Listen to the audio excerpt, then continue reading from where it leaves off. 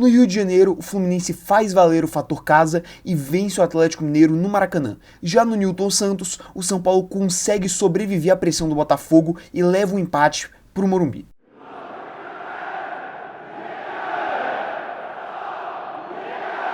Bem, meus amigos, hoje são dois jogos que eu tenho pra comentar, então já vamos direto aqui para as escalações de Fluminense e Atlético Mineiro, que foi o primeiro jogo da noite, né? O Fluminense que, cara, mandou um time titular, né, realmente vai tentar administrar esse Campeonato Brasileiro, que tá numa situação um pouquinho mais complicada, só que em comparação aos seus adversários tá mais tranquilo, ainda tem um jogo a menos, né, para lutar contra o rebaixamento, então naturalmente vai dar toda a força que na Libertadores, cara, é o atual campeão e tem a chance de ser bicampeão, né? Então é um peso muito grande para você só largar a Libertadores. Então o Fluminense ele veio com o time titular, com Fábio no gol, Samuel Xavier na lateral direita, Thiago Silva, que acabou saindo lesionado no final do primeiro tempo, isso aqui pode ser um peso gigantesco pro Fluminense no decorrer da temporada, né? E o Thiago Santos e Diogo Barbosa na lateral esquerda. Na volância, Facundo Bernal e Martinelli. Na faixa do meio de campo, John Arias, Ganso e Kevin Serna. E lá no ataque, o moleque Cauã Elias. Já do lado do Atlético Mineiro, você tem um time que realmente tá dando a vida nas Copas, fez um bom mata-mata de Copa do Brasil contra o São Paulo e ia tentar basicamente repetir esse desempenho aqui na Libertadores contra o Fluminense. E veio com força total, né? Everson, aí, cara, aquela escalação meio estranha, né? Do Milito, com 3 zagueiros e uma linha de 5, mais ou menos, com Bruno Fux, Bataglia e Júnior Alonso. De alas, você tinha Guilherme Arana e o Gustavo Scarpa, e eu tenho muita coisa pra falar desse Scarpa aqui, aberto na ala direita / ponta direita. E você tinha aqui um meio campo mais robusto, né, com Fausto Vera, Alan Franco e o Bernard meio que servindo de camisa 10, outra partida fraquíssima do Bernard. E no ataque, a dupla padrão, né, Paulinho e Hulk. Cara, o jogo já começa de um jeito um tanto quanto característico, né, com o Atlético Mineiro tentando botar essa bola no chão e diminuir o ritmo do jogo, né, pra controlar, pra diminuir o ímpeto do Fluminense, que naturalmente iria vir pra cima com tudo, afinal tava jogando em casa. O jogo de volta, né, é mais perigoso porque vai decidir lá em Minas Gerais, então é muito natural o Fluminense ele tentar fazer o resultado jogando em casa. Só que, cara, o Atlético Mineiro ele conseguiu dar essa dosada no jogo até mais ou menos os 15 minutos. Cara, depois a estratégia do Fluminense, ela funcionou assim maravilhosamente. O Mano Menezes ele conseguiu botar o Milito no bolso dele, assim, no primeiro e no segundo tempo. O segundo tempo eu ainda vou falar, mas sigo bastante o roteiro do primeiro. Cara, o Fluminense ele conseguia quebrar essa marcação do Atlético Mineiro, que tinha esse meio campo muito robusto, né, com essa marcação individual característica do Milito, por meio de lançamentos, bolas enfiadas, tabelinhas, cara. Assim, você tinha muitos lançamentos vindo principalmente da defesa, né, com o Thiago Silva, por exemplo, buscando o Kevin Serna, e esses lançamentos eles quebravam as linhas de defesa do Atlético Mineiro maravilhosamente e davam uma velocidade pro Fluminense tão boa que o time ele conseguia realmente levar muito perigo pro Atlético Mineiro, que, cara, depois desses 15 minutos foi praticamente nulo ofensivamente. O Atlético ele mal conseguiu criar realmente. E o Fluminense, cara, tava ali martelando. Você teve boas chances, por exemplo, com o Cauã Elias. Logo no iníciozinho mesmo da partida, que conseguiu roubar essa bola da defesa do Atlético Mineiro e finalizar para uma boa defesa do Everson. Uma defesa até que tranquila. Só que depois você teve, cara, um bombardeio na defesa do Atlético Mineiro que não conseguia basicamente marcar o Fluminense, cara, que tinha um ímpeto muito grande. Você tinha essas bolas lançadas, trabalhando muito com o Bernal, com o Serna, funcionando muito bem realmente. E aí você teve talvez a chance mais clara realmente, que é quando você tem um lançamento pro Ganso na ponta esquerda, ele cruza pro meio e, cara, o Kevin Serna, ele apareceu sozinho no meio da área e ele furou a bola. Assim, aquele lance que você não pode perder.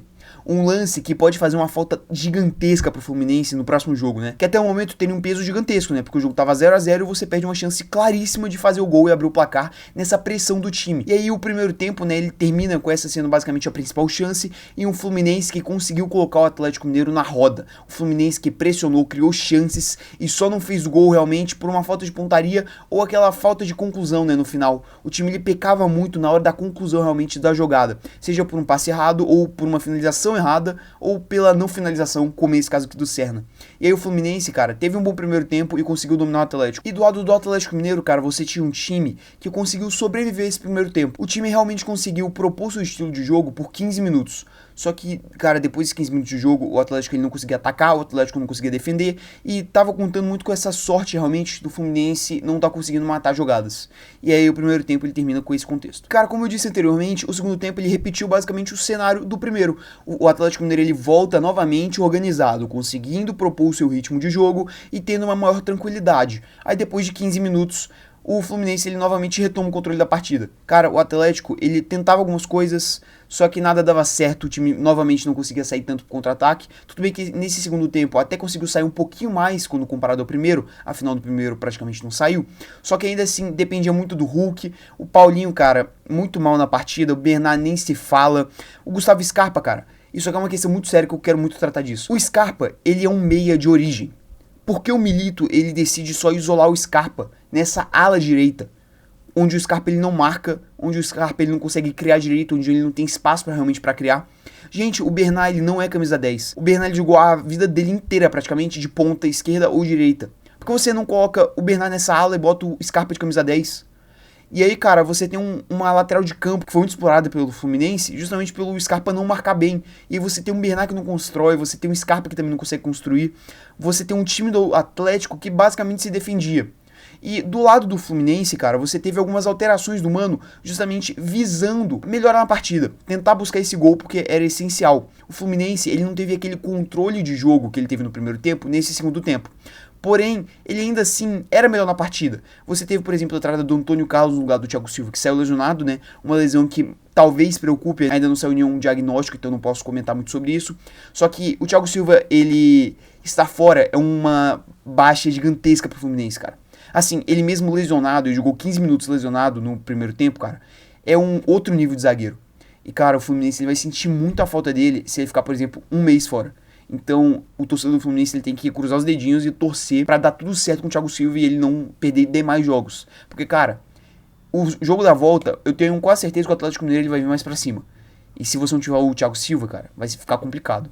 Mas voltando realmente ao estilo de jogo do Fluminense, você teve as entradas do Marcelo, do Lima e do Cano, o Cano voltando depois de mais de 2 meses, né, lesionado. E cara, são substituições que deram uma mobilidade melhor para o Fluminense. O time ele conseguia criar um pouquinho mais, tinha maior controle do jogo, só que continuava sem criar chances incisivas. Diferentemente do primeiro tempo, né, como eu já falei, que o Fluminense ele conseguiu criar chances e desperdiçou, né, na hora da finalização, aqui ele não conseguia criar essas chances. E isso aí era muito perigoso, porque o time ele tinha realmente o controle da partida, só que não conseguia desempenhar isso em chances de gol. Até que no finalzinho da partida, lá pelos 86 minutos, né, o Keno, que já tinha entrado no lugar do Cauã Elias, né, mais cansado realmente, faz uma bela jogada individual na ponta esquerda, cruza e o Lima, cara, um jogador que tem muita estrela, né, um meia, mas reserva mesmo, que sempre entra nos jogos e sempre é decisivo. Já foi decisivo na Libertadores do ano passado, que o Fluminense ganhou, e ontem apareceu novamente de cabeça para fazer o gol, que dá vitória e uma certa tranquilidade pro Fluminense nessa eliminatória. Eu ainda acho que o Everson, ele falhou muito nesse lance, né, o Lima ele cabeceou basicamente no meio do gol, e o Everson espalmou pra dentro, né, mas com erro ou não, esse gol do Lima ele é importantíssimo, é um jogador que tem estrela, né, quando o Fluminense realmente precisa, o Lima tá lá pra desempenhar, e cara, ele dá esse gol da tranquilidade. Porque o Fluminense ele jogou melhor do que o Atlético Mineiro e colocou o Atlético Mineiro na roda. Só que a falta do gol poderia pesar muito nesse contexto geral, até mesmo psicológico, porque, cara, você joga melhor do que o seu adversário e não consegue fazer o gol. Só que aí o Lima, ele dá essa folga, ele dá essa tranquilidade pro Fluminense na eliminatória. E o jogo ele termina com esse cenário. Você tem um Fluminense, cara, que jogou muito bem, vem jogando muito bem como no Menezes e vem fazendo uma temporada de recuperação realmente depois dos primeiros 6 meses tenebrosos com o Diniz. E ontem o Fluminense, cara, ele merecia talvez ter feito mais gols. Um 2-0 acho que seria o placar ideal realmente da partida, queria refletir todo o desempenho no geral do jogo. O Fluminense ele foi melhor do que o Atlético Mineiro e mereceu sair com esse 1-0 no placar geral. Já do lado do Atlético, cara, é assim, é um time muito curioso, né? Porque o Atlético ele não vinha desempenhando bem sob o comando do Milito. E aí você tem o time ele fazendo uma boa eliminatória contra o São Paulo na Copa do Brasil. E agora volta na Libertadores, outro mata-mata, e o time ele não consegue desempenhar nada. Você teve o Atlético sendo competitivo contra o São Paulo nos 2 jogos da Copa do Brasil. Um time praticando um futebol interessante e dinâmico. E ontem você não teve nada disso. Você teve um time morto, que jogou 30 dos 90 minutos realmente, e que conseguiu sobreviver e deu sorte que do outro lado você tem um time que desperdiçou as chances que ele criou. Fica realmente complicado de você prever esse jogo da volta, porque o Fluminense ele praticou um futebol muito melhor do que o do Atlético. Só que o Atlético agora ele decide em casa, isso aí pode mudar tudo. Acaba que o Atlético ele fica ferrando, né, as minhas previsões que eu fiz aqui no canal, no vídeo das previsões realmente das quartas da Libertadores e da Sul-Americana. Porque, cara, é um time que desempenhou o futebol contra o São Paulo e ontem simplesmente esqueceu como jogar bola. É meio complicado. Olhando esse cenário atual e o que o Atlético ele realmente desempenhou ontem, eu daria uma vantagem um pouquinho maior pro Fluminense nesse jogo da volta. mas ainda assim vai ser um jogo muito complicado pro Flusão, ainda mais se o Thiago Silva ele não estiver jogando. Tem que ir de olho aberto, mas essa vitória no Rio realmente dá um desafogo pro Fluminense e também faz justiça para um time que jogou melhor do que o seu adversário. Agora para o segundo jogo da noite, né, Botafogo e São Paulo no Newton Santos. Cara, inicialmente, né, a torcida do Botafogo vem fazendo festas muito bonitas, né, nessa Libertadores, vem apoiando o time e ontem fez 2 mosaicos maravilhosos para realmente empurrar o time daquele ânimo maior para esse jogo contra o São Paulo. De escalações, o Botafogo ele mandou o que tinha de melhor, né? John Vitinho, cara, o Vitinho ele chegou do Burnley e fez uma partidaça ontem. Já tinha ido relativamente bem contra o Corinthians pelo brasileiro. E, cara, que jogo ontem. Ele entrosou maravilhosamente com o Luiz Henrique. E, cara, foi realmente uma das armas ofensivas do Botafogo pelo lado direito, cara. Na moral, que partida boa do Vitinho. Na zaga você tinha o padrão, né, Bastos e Barbosa. E o Alex Telles começando uma partida, né, pela primeira vez agora com a camisa do Botafogo. Na volância, você tinha o Gregory e o Marlon Freitas. Na faixa mais no meio de campo, Thiago Almada, Savarino e Luiz Henrique, né, na ponta direita, fazendo essa dobradinha maravilhosa com o Vitinho. E no ataque, o Igor Jesus. Já do lado do São Paulo, cara, que porra que o Zubeldia ele fez nessa escalação. Meu amigo, assim, é um 5-3-2, um 5-2-3, eu não entendi muito bem essa escalação, em que o São Paulo ele basicamente abdicou de jogar os primeiros 45 minutos e até uma boa parte do segundo tempo. Basicamente foi pro Newton Santos para tentar perder de pouco e acabou dando certo, né? Porque sai com 0-0, só que o que o São Paulo ele apanhou e teve sorte nesse primeiro tempo é brincadeira. Você tem aqui o Rafael, né, de titular no gol, um trio de zaga com Alan Franco, Arboleda e Sabino, e assim, a Arboleda fez uma partidaça, tá? Um dos melhores em campo. Nas alas, mais ou menos, mas também fechando com os zagueiros, Wellington pelo lado esquerdo e Rafinha pelo lado direito, uma dupla de volantes com Luiz Gustavo e o Bobadilha, e aí, cara, um trio de ataque meio largado com o Lucas Moura na ponta direita, mas também caindo pro meio de campo, né, pra tentar construir. O William Gomes, né, moleque da base, que fez uma boa partida contra o Cruzeiro e ganhou essa chance aqui de titular, né, contra o Botafogo, também fez uma boa partida naquilo que ele realmente poderia fazer, cara. É um moleque de velocidade, punta rápido e puxa alguns bons contra-ataques. Só que, cara, muito largado na ponta esquerda, realmente com a instrução só de correr. E, cara, um Caleri perdido lá na frente, no meio dos zagueiros, mal tocou na bola e ainda perdeu uma chance claríssima, mas eu ainda vou falar disso. Cara, escalação muito torta essa do Zubeldia. E eu acho que isso daqui é um dos principais motivos do amasso que a gente viu no primeiro tempo. E, cara, justamente o que a gente viu nesse primeiro tempo foi um atropelo do Botafogo. Você teve chances atrás de chances, com o Savarino, com o Luiz Henrique, com o Almada. Assim, chutes bem colocados, boas finalizações, jogadas trabalhadas, cara, diversos cruzamentos do Vitinho, que, como eu falei, participou muito ofensivamente desse jogo aqui do Botafogo, encaixou com uma luva nesse time do Botafogo realmente, cara. O Arthur Jorge, ele conseguiu fazer um bom encaixe do Vitinho. E, cara, você teve um amasso do Botafogo. Você teve muitas e muitas finalizações que rasparam a trave, 2 bolas na trave, né, uma no travessão, defesas importantíssimas do Rafael, chances desperdiçadas por falta de pontaria, como foi no caso do Luiz Henrique, cara, que teve uma chance claríssima, cara a cara com o Rafael, depois de deixar o zagueiro na saudade, né, no drible, e só chuta por cima do gol. O Botafogo criou tantas chances que poderia terminar tranquilamente um 3-0 esse primeiro tempo aqui, não seria injusto. Cara, você teve chutes do Savarino, você teve chutes do Almada, você teve chutes do Luiz Henrique, como eu falei, que passaram muito perto. E do lado do São Paulo, cara, você tinha um time totalmente apático. Você tem um time que entrou com 5 zagueiros e perdeu o meio de campo. E, cara, isso aí foi um deleite pro Botafogo realmente, cara. A melhor faixa de campo do Botafogo é o meio de campo com esse Savarino, com o Marlon Freitas, com o Almada. Esses 3 jogadores, eles deitaram e rolaram pra cima do São Paulo ontem, cara. Um time que tentava sair, né, com os alas e aí deixava muito espaço atrás. E aí, cara, o Igor Jesus, o Luiz Henrique, o Vitinho aproveitavam muito esse espaço da zaga do São Paulo. Uma zaga que no finalzinho da jogada realmente conseguia se estruturar e evitar uma finalização mais perigosa. Só que, cara, um time completamente espaçado, como eu disse, perdeu o meio de campo. O Botafogo, ele criou milhares de chances nesse primeiro tempo. Um amasso do Botafogo que só não fez o gol por falta de pontaria. E isso aí tem que ser pontuado, cara. Que falta de pontaria gigantesca é essa do Botafogo, pelo amor de Deus. Não só nesse jogo aqui, no jogo contra o Corinthians, por exemplo, você teve o time ali massacrando nesse primeiro tempo, criando muitas chances de gol, só que por falta de pontaria não consegue abrir o placar. E aí o São Paulo, que basicamente apanhou nesse primeiro tempo e conseguiu ir pro intervalo, né, dando graças a Deus que não tomou um gol, conseguindo realmente respirar, pensando, caraca, a gente aguentou. A gente sobreviveu. E o São Paulo realmente sai com essa moral elevada. E do lado do Botafogo, você tem um time que martelou e não conseguiu fazer o gol. E, cara, pra volta do segundo tempo, eu vejo, assim, um Botafogo que voltou novamente muito desligado, assim como foi no jogo contra o Corinthians.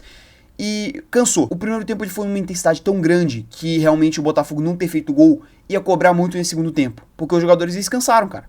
Assim, visivelmente os jogadores eles estavam exaustos para esse segundo tempo e não conseguiram criar as devidas jogadas, tanto que o ímpeto do Botafogo ele abaixou. E o São Paulo do Zubeldia, percebendo isso, cara, começou a botar a bola no chão, começou a trabalhar mais a bola. O Zubeldia, ele percebeu a merda que ele tinha feito nessa escalação e tirou o Rafinha pra botar realmente o Wellington Rato no ataque. E aí fez 2 linhas de 4, que aí sim o São Paulo começou a melhorar. Cara, o que o Zubeldia, ele fez de merda na escalação, ele corrigiu com as substituições. As entradas do Wellington Rato, do Ferrares, do Michel Araújo foram boas e ajudaram o São Paulo a realmente tomar um pouquinho mais de controle da partida, botar essa bola no chão e conseguir trabalhar ela, assim, não sofrendo, conseguindo ritmar a partida da forma com que ele achasse melhor. Já do lado do Botafogo, você tem um Arthur Jorge numa noite terrível, na minha opinião. Assim, o Arthur Jorge ele tira com 60 minutos o Luiz Henrique, que na minha opinião não ia fazendo uma boa partida. Só que é o jogador desequilibrante, é o melhor jogador desse Botafogo. E aí você tira ele para colocar o Tiquinho Soares, que é um jogador mais travado, mais de área, e que tira essa mobilidade do Botafogo, que foi essencial para o time realmente conseguir se reinventar nesse primeiro tempo e criar tantas chances. E aí você tem um Botafogo que diminui o ímpeto e o São Paulo que começa a querer jogar. Pensou, tá bom, a gente passou pelo pior. A gente saiu do olho do furacão. Agora a gente pode tentar criar alguma coisa. E o São Paulo ele foi melhorando o ritmo, foi finalizando ainda com um pouco de perigo. E aí você tem a melhor chance do jogo, que é um cruzamento do Michel Araújo e o Caleri, cara. Ele aparece sozinho no meio da área. O Caleri que mal tinha aparecido na partida no geral, ele aparece sozinho naquela chance que você olha e é a chance perfeita do Caleri. É a clássica chance que o Caleri, quando cai no peito dele, ele faz o gol. E cara, ele finalizou pra fora. Assim, uma chance que tem um peso muito grande. Porque esse resultado aqui, ele é bom pro São Paulo, esse 0x0. Só que, cara, imagina se você sofre tudo isso e ainda sai com uma vitória de 1x0. Seria maravilhoso. Então, realmente, cara, um peso muito grande essa chance perdida pro Caleri. Isso aqui serviu meio que pro Arthur Jorge ele perceber, caralho, eu fiz muita merda nessas substituições, o time ele morreu. E aí ele coloca o Matheus Martins com uma demora inacreditável aos 80 minutos. E aí o Botafogo ele começa a ter um pouquinho mais de velocidade, de mobilidade, né, e começa a ressurgir um pouquinho no jogo. Só que realmente já era tarde, o Matheus Martins ele ainda consegue criar uma boa jogada, só que acaba não dando em nada, e o jogo ele termina nesse 0x0 mesmo. Falando inicialmente do lado vencedor, na minha opinião, o jogo ele terminou empatado, só que a gente claramente tem um São Paulo que sai vencedor. Você tem um Zubeldia que, eu já fiz a crítica aqui, escalou muito mal esse time, embora a zaga tenha ido bem e não tenha tomado gols, isso aqui não é um significado de que essa escalação de 5 zagueiros deu certo, e não deu certo porque, cara, o São Paulo só não perdeu de 3x0 esse jogo, porque o Botafogo ele foi muito mal na sua pontaria. Você tinha um time que ele não conseguia construir, o Lucas novamente deslocado da sua posição, eu não entendo o porquê do Zubeldia não colocar o Lucas de meia camisa 10. Cara, qual o problema de você colocar o Lucas na melhor posição, na posição que ele mais rendeu no ano passado com o Dorival? Aí não, você coloca o Luciano. E aí no jogo que você tira o Luciano porque o Luciano não vem rendendo nada, você ainda deixa o Lucas mais de ponta direita e não dá ninguém pra auxiliar ele. Me estranha muito o Zubeldia mexer na posição do Lucas. O Lucas ele não tá rendendo, e ele tá certo mesmo. A torcida ela tá cobrando e tá no seu direito. Só que eu não vejo o Zubeldia colaborando pro Lucas desempenhar, cara. Assim, realmente me incomodou muito a posição com que o Lucas estava jogando ontem. E eu não tenho dúvida nenhuma que isso aí era a mando do Zubeldia. O William Gomes, que, como eu disse na introdução, realmente fez o que tinha pra fazer. E o Caleri, que acabou perdendo a melhor chance do jogo, que, cara, deixaria esse jogo perfeito pro São Paulo. Porque você apanha e no final consegue achar um gol. Só que acabou que o Caleri realmente desperdiçou essa chance. Mas mesmo assim, embora essa chance perdida do Caleri, esse resultado é perfeito pro São Paulo, que agora, cara, vai ter uma tranquilidade a mais e o Morumbi lotado, né, com toda a sua torcida a seu favor empurrando pra conseguir talvez fazer o resultado e chegar nessa semifinal de Conmebol Libertadores. Já do lado do Botafogo, cara, você tem um time que ele fez 45 minutos impecáveis. Só faltou uma finalização com mais qualidade. Cara, o Botafogo ele amassou o São Paulo, como eu disse. Só que essa falta de precisão, que não é recente, tanto que já aconteceu no jogo contra o Corinthians, por exemplo, agora cobrou a conta. Cara, não adianta de nada você criar 30 chances de gol em um jogo e não fazer o gol. O Botafogo ele tem que corrigir essa precisão na hora da finalização. Você teve chances que não entraram por muito pouco, como foram chutes do Savarino, do Almada, do Luiz Henrique. Só que ainda assim você perde muitas oportunidades e que agora deixam um prejuízo enorme. Cara, o Botafogo ele poderia ter matado a eliminatória nesse jogo aqui. Só que não matou por conta da falta de precisão na hora da finalização. E agora sai com um resultado que é péssimo. porque agora você vai ter que decidir fora de casa contra um time que vai ter o ambiente todo a seu favor. Eu ainda acho que o Botafogo ele é favorito para se classificar, porque eu não vejo o São Paulo se fechando como ele se fechou ontem, e ainda assim tendo muita sorte, né, no Morumbi. Eu acho que o São Paulo ele vai sair para jogo. E quando você sai para jogo e dá espaço para esse Botafogo, geralmente não dá certo. Então, por isso, eu ainda acho que o Botafogo ele deve se classificar. Porém, tem que ser dito, antes dessa partida eu dava uns 60-40 mais ou menos pro Botafogo. Agora é 50-50. Não me surpreenderia o São Paulo classificar jogando melhor no Morumbi. Porque agora, cara, você tem todo esse ambiente a seu favor. Só que ainda assim, esse Botafogo, tudo que ele quer é um espacinho para fazer esse jogo físico, esse jogo rápido, que ele mais sabe fazer. Então, se o São Paulo não abrir o olho, e pior ainda, abrir os espaços, vai acabar sofrendo muito contra esse Botafogo na volta quarta que vem. Tem que abrir o olho. Mas agora, cara, 50-50. Quem passar aqui, eu não vou me surpreender. Porque realmente o São Paulo ele contou com a sorte e com a incompetência, talvez, do Botafogo, para sair desse jogo aqui com 0-0.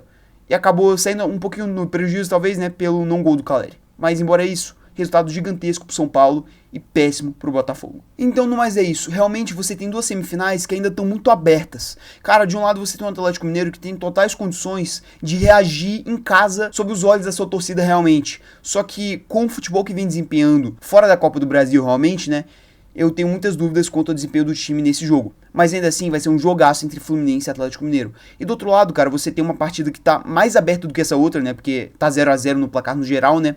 E, cara, a gente vai ter uma trocação muito legal de assistir na próxima quarta-feira, né? No Morumbi. Cara, Botafogo e São Paulo vão protagonizar um jogaço que você não pode perder na próxima semana. Vai por mim. Esse jogo aqui, ele vai ser um puta jogo de bola.